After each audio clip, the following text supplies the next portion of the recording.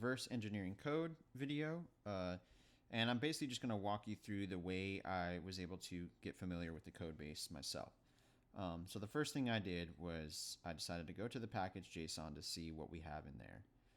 And the first thing I noticed was we have a whole bunch of dependencies. So I knew I had to install something. So I'm going to go ahead and run npm install.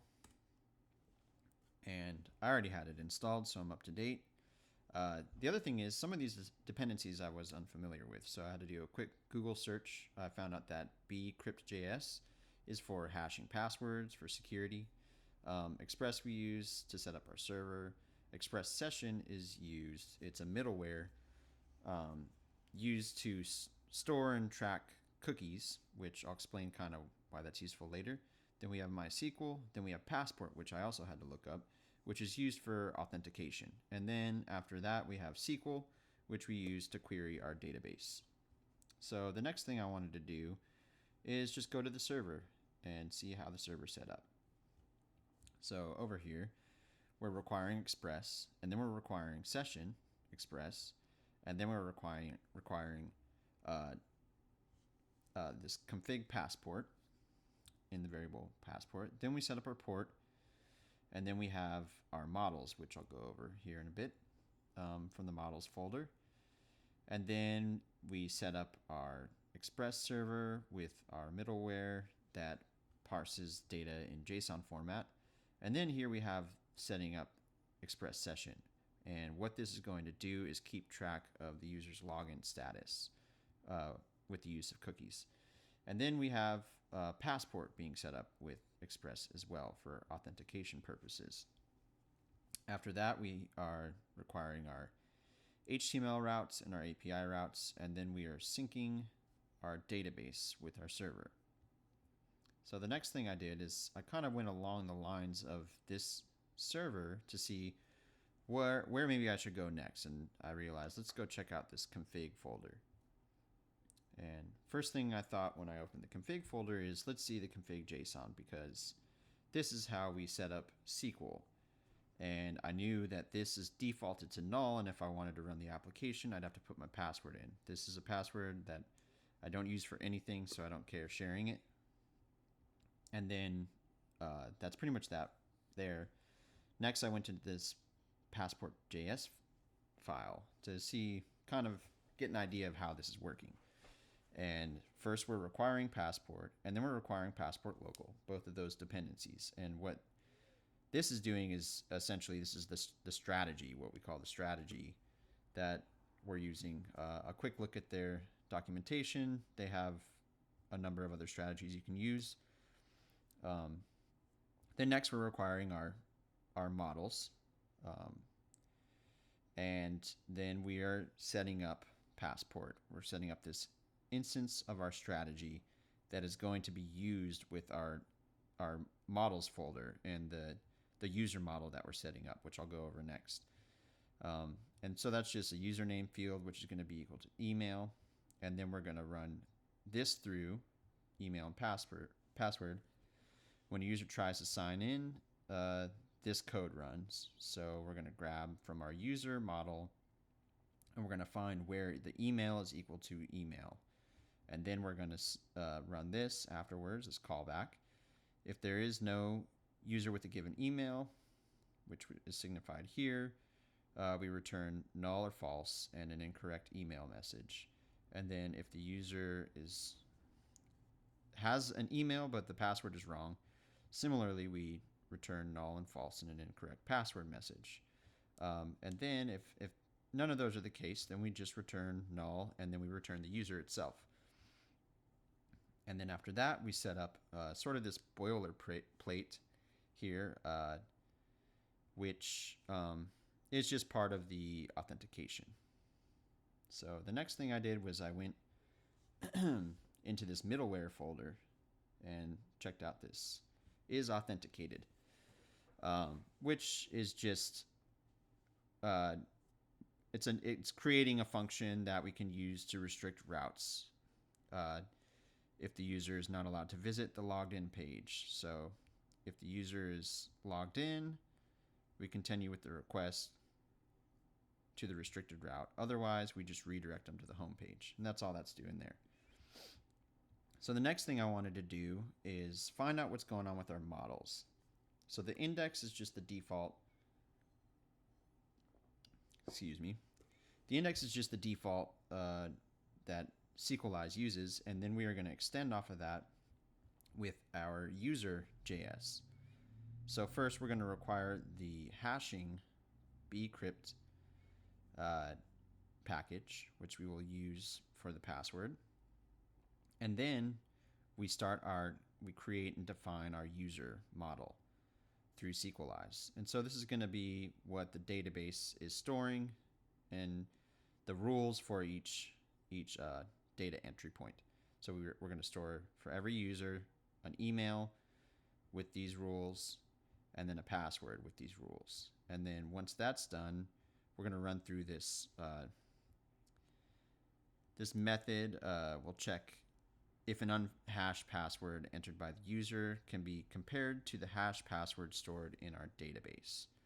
So this is what's going to connect everything so that when the user comes back, the password they're using will be registered as the same as the hashed password, which is stored in the database. And that's what this is doing here. And then this one is used to automatically create a hash password even before the user is finished being created. So that's our user model. And then the next thing to do is to go ahead and, as I kind of kept going down here, so we checked the models. The next thing was to check the routes. So first I went to the HTML routes, and we're requiring path so that we can use relative routes. And then we're using our isAuthenticated, which we created in the isAuthenticated.js in here. So first we're going to get the home directory. If the user already has an account, send them the members page. So that's kind of what we're testing here. And then we'll redirect to the member page. Otherwise, we're just going to redirect to the signup page. The next one is a get for the login directory or the login route. And if the user already has an account, send them to the members page, just kind of like the get above. And then next we're going to, if not, we're just going to send them to the login route. And then here we have where we're actually using the isAuthenticated middleware in this route. If the user who is not logged in tries to access this route, they will be redirected to the signup page. So if they don't have the right credentials, they're not valid, they automatically just go to the signup page. They can't get to the members page. So the next one is the API routes. And then in here, we're requiring our models and we're requiring the passport.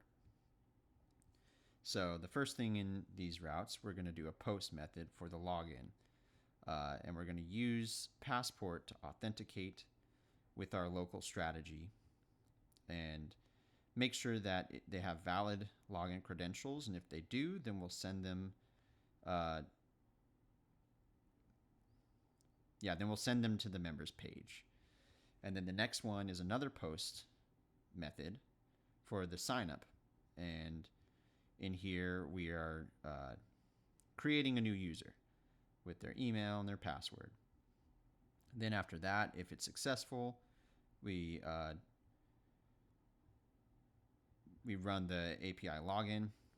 And then if not, we send back an error. And then the next route is for logging out. And this is a simple one. This one will just perform a logout method and redirect to the home page. And then this one, the last route is a get for the user data. And if they're logged in, first we test that they're logged in. And if they're not, we just send an empty object. Otherwise, we'll send them their email and their ID, but not their password, because even though they're hash passwords, still not a good idea to do that. So then the next thing I did was went to our public side, and the HTML is all pretty straightforward. Pretty much just forms on the login and sign up. And then the members HTML is just, you're going to see the data displayed and a logout option. So the main thing to look at was the JavaScript. So for the sign up, we're going to grab the input from the form, and then we're going to create this form, the submit function, where we're going to take that input data, and as long as there is an email and a password input, the function will continue on. Otherwise, we're just going to return back to square one. So then if it is entered in properly, we'll empty out the form and take that information and post it. Send it through the API signup route, and then we'll go ahead and relocate to their members page. At the same time, we're going to try and catch an error if there's an error. And then here, we're going to alert them the error using a Bootstrap error. So the next one was the, where are we? The login. So the login, very similar. Take the information from the form, create this submit form function, take their information. They have to have a valid user email and a user password. Otherwise, we'll just return back. Once that's the case, we'll empty the form. We'll move forward. We'll use a post, this time to the API login route. And it pretty much performs the same way as the sign up route. Then the last one is the members page, which is very simple. And essentially all we're doing is we're just fetching the user's data. So now I'll go ahead and boot up the server and just show you real quick how it works. So now we got the server going. Go ahead and open it up.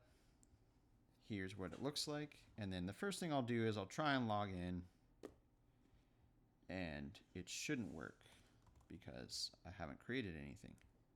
And there we go. It just starts over again. So I'll have to sign up first. Now we're signed up, and then it takes me to the user page. Log out. Now I should be able to log in.